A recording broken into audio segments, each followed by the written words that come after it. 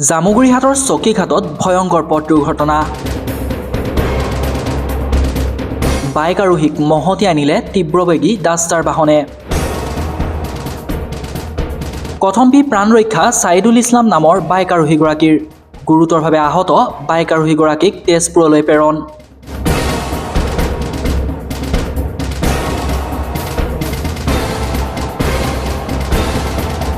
দুৰ্ঘটনা সংঘটিত কৰা বাহনখনৰ নম্বৰ আছিল AS01DF5716। গুৱাহাটীৰ পৰা লখিমপুৰ অভিমুখী আছিল বাহনখন।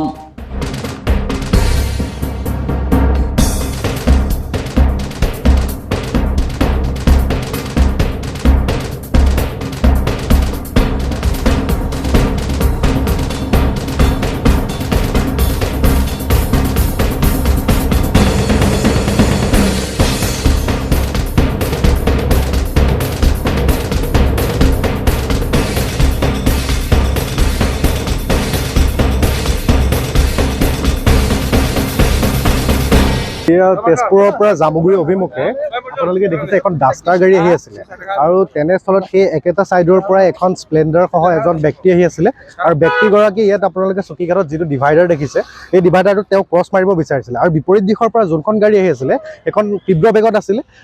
ফলত তেওঁ যেতিয়া ডিভাইডাৰটো ক্ৰছ মাৰিব বিচাৰিছিলে পিছফালৰ পৰা তেওঁ খুন্দিয়াই দিয়ে আৰু খুন্দিয়াৰ ফলত ইয়াত খুন্দিয়াইছিলে। ইয়াৰ পৰা তেওঁ চুঁচৰি গৈ পৰৱৰ্তী স্থানত পৰে আৰু গাড়ীখনৰ ভাগ্য বুলি ক'ব লাগিব। ব্যক্তিজন ইমান জোৰত ব্ৰেক মাৰিছে, গাড়ীখনৰ এটা চকাও ইতিমধ্যে ফুটিছে আপোনালোকে দেখিবলৈ পাব আৰু লগতে ব্যক্তিজনো এতিয়া আঘাতপ্ৰাপ্ত হৈছে, কিন্তু টাৰ্ণিং মাৰিবৰ অৱস্থাত গাড়ীখনে খুব এটা ভাল বচাইছে বুলি ক'ব লাগিব আৰু